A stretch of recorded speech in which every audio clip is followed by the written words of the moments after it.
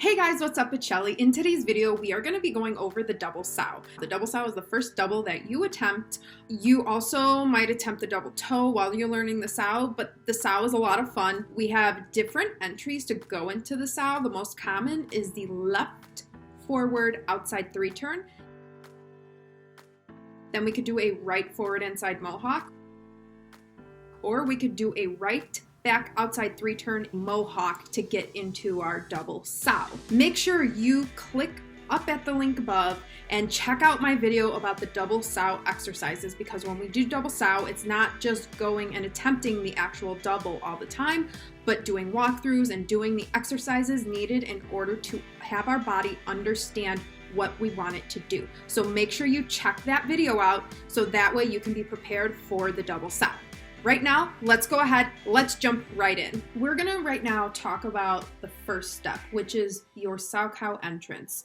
In the intro, we talked about the different entrances that you can do, but we're gonna discuss right now why it's so important and why it's so vital for the success of your double sow. So if you notice on all of those entries, with the forward outside 3 turn, with the mohawk entry, with the back outside 3 turn into the mohawk entry, you will notice that once we're done with that entrance, there is a similarity between all of them. And that similarity is the fact that the right arm and the right leg are checked back with the left arm in front on that back inside edge.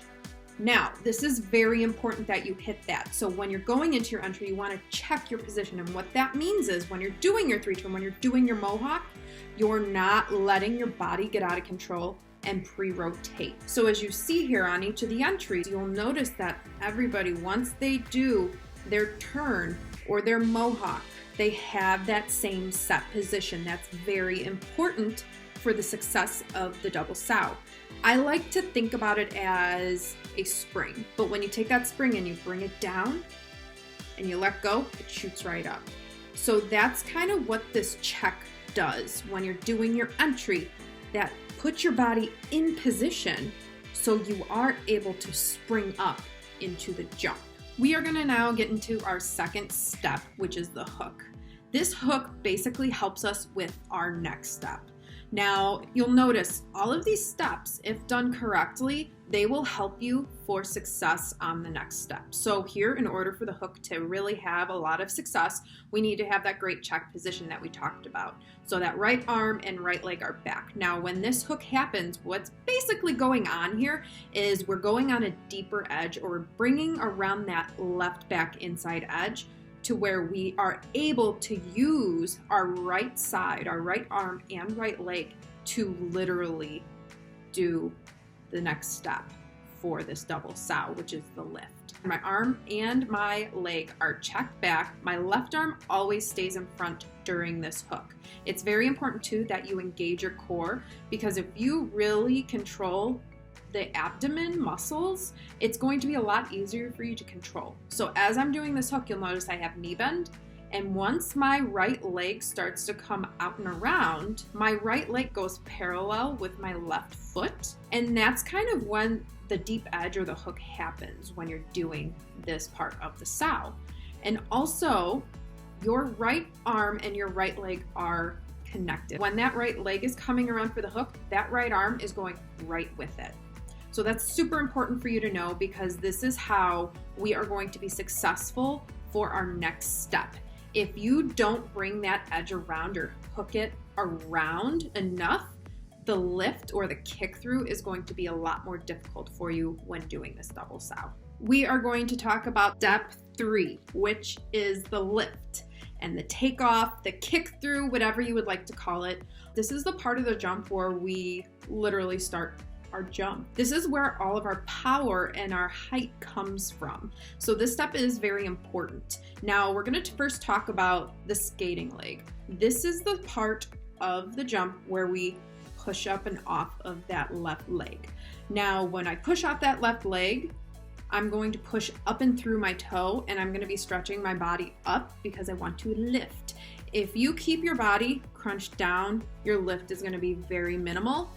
The more you stretch and the more you push off through the toe, and of course you need knee bend so you can get that nice explosive lift, you're going to get a higher jump. So as I'm lifting and I'm pushing up and off that left foot, my right hand or arm and my right leg and knee are going to be swinging up and through into that H position. And you'll notice too, my left arm's in front the whole time. So my right arm and my right leg go up and through in front of my body to the left arm.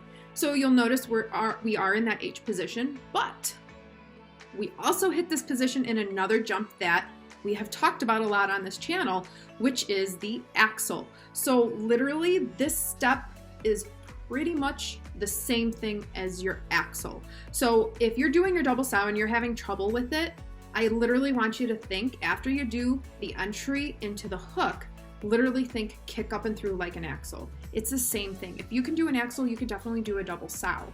So I want you guys to keep that in mind. This is where the jump becomes basically the same thing as an axle. This is the part after we do our lift, we need to transfer our body weight over to the right side. So we're taking off from the left leg during the lift, and now we need to put all of our body weight and switch our axis over to the right side while we're in the air. When we do the step over, we want to take all of our body weight and transfer it over to the right side because we want to rotate around our right axis. So the right axis is more so it goes from through your head, down through your right shoulder, down through your right hip, down to the right knee and toe. When you step over, you want to make sure, number one, you're pointing your toe as you're stepping that leg down. Number two, if you ever had to jump over like a short fence or whatnot, something like that, it's kind of like the same thing where you're going from the left foot, you're swinging that leg up and over, and then you're pushing yourself up and over to land onto the right leg. It's the same thing here when we are talking about that snap into the air position. So once we do that step over and we are over the right side, as we're doing that, we're going to be pulling in towards the right side with our arms, and we're going to be crossing our left leg over our right leg to hit that back scratch position, so we are in a tight air position. Now, this air position is very important because especially when you're doing a jump that's new, like a double sow, you are going to need to squeeze your arms in and your legs need to squeeze together. There shouldn't be a lot of gaps between the legs or the arms when you're first doing it. Now, you will notice in some videos, there's gaps. Arms are a little bit out, etc. Now, when that happens, that's just because the skater has gotten used to doing that rotation. And when you get more and more used to doing the rotation, and when you start to get more lift and spring into your jump, you need to relax and kind of back off your jump a little bit more than how you would do it if you're just starting your jump. So keep that in mind. If you do see some gaps in skaters' knees, or when a skater's up in the air, they do a double and it's huge and they're kind of open in the air, that's not a bad thing. But when you're first starting, you need to squeeze because your body needs to get used to doing that rotation. So that's where the air position is super important. So when you're hitting that air position, arms are collapsed into the body, legs are squeezing into each other, and you are stretching. You want to feel like you're 7 foot tall. You want to stretch as much as you can from the top of your head down to your right toe. That right toe needs to be pointing down and stretching down as much as it possibly can for our last step, which is the landing. The landing can be tricky. Reason why is, especially when you're first learning a double sow, sometimes you don't know the timing of the jump and the rotation. There are times where skaters will get stuck and they'll kind of open up for the landing a little too soon, or they'll wait too late to really hit that landing. So it's very important that you get down the timing, and honestly, it's a lot of trial and error. And also, if you know the timing of your axle air position, you want to kind of treat it like an axle. Kind of know, if you know that axle timing very well for the landing, you want to do the same thing here. So when you're up in your air position, you're in that nice tight air position in that back scratch. When you're getting ready for the landing, you are going to open up the arms away from the body and the left knee and foot. So you're going to almost in a way hit a reversed H position, but not a full reversed H position, but a minimal reversed H position. And then as your body is coming down from the jump, you are going to start taking that left leg and you're gonna start kicking it back into your landing position. And as that leg is kicking back into the landing position, the arms are checking out. It's very important that you keep your upper body and your core very strong. So throughout this whole jump, you are having a lot of core strength in keeping control of your body. So this is really important here because a lot of times we see skaters when they land, they collapse right at the core and they touch down, or even you'll see skaters once they hit the landing, they kind of let loose in their leg muscle or knee and they just kind of like sit into like a back sit position or a shoot the duck position. So you want to make sure you have control over your muscles when you're going for your landings, because if you relax too much, you are going to just keep going down with that landing. And the goal is to be able to control and stop that knee bend and that sink in the landing. You do want to have knee bend on your landing, because if you land on a straight foot or flat footed, it's going to not be very comfortable for you to do that landing. So when you land flat footed, that's a lot of impact on your foot as a whole. When you land, as you land on the toe, you're going to cushion out to the whole blade. So you're going to go toe ball glide, toe ball glide. Now, if you land flat, like I said, it's a lot of shock and impact to your foot as a whole, which we do not want. We want to be as soft as possible. And what helps us with that soft landing too is our knee bend. So as that toe is starting to hit the ice, we are going to be bending into our knee. You're still staying stretched. You are still stretching your upper body up and bringing your chin up and stretching your head up. You're bringing your shoulders down, nice neckline. As you're hitting the landing, the only bend you have is in that knee. That's the double sow, you guys. Not too bad. If you can do your axle, honestly, the double sow should come quite easily.